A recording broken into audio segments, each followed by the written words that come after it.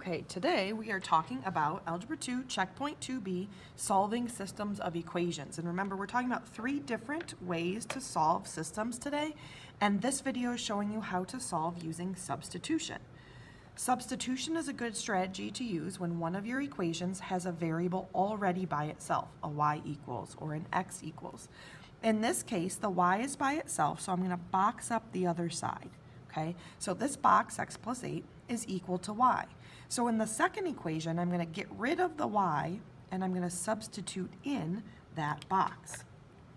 So I'm going to rewrite the second equation, 2x plus 3, I'm going to leave a space for the new y, equals negative 6.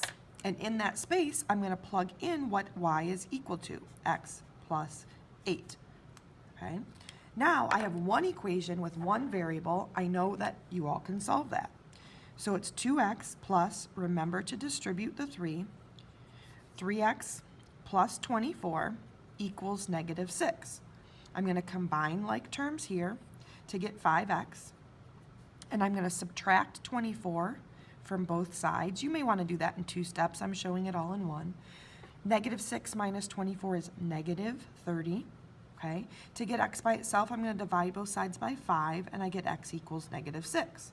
Now remember, when I'm solving a system, I'm not done when I get x. I also have to plug it back in and see what happens for the y value. Okay?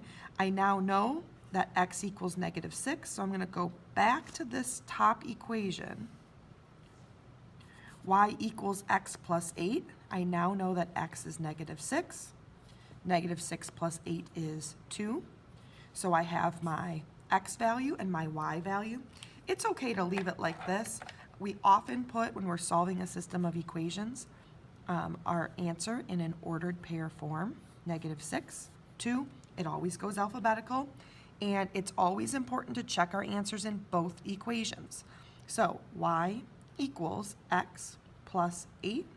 Well, sure, that's actually what we just did up there. We're just verifying we did it correctly. 2 times x plus 3 times y equals negative 6.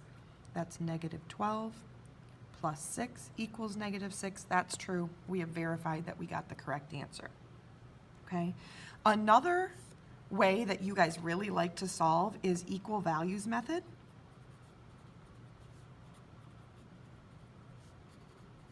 You guys are super familiar with this.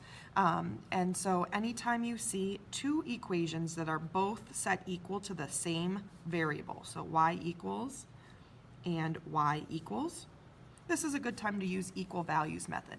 Equal values method is another name for substitution. I'm taking this and I'm plugging it in over there. Okay, I know you guys don't normally think of it that way, and it's okay to not think of it that way, but it is substitution. Okay. Set them equal to each other. I'm going to add 2x to both sides. I'm going to subtract 6 from both sides. When I divide by 3, I get x equals negative 3. And then, of course, I want to plug this negative 3 back in for x above. So y equals negative 3 plus 6. And I get y equals 3. Again, it's always nice to write it as an ordered pair. X first, y second.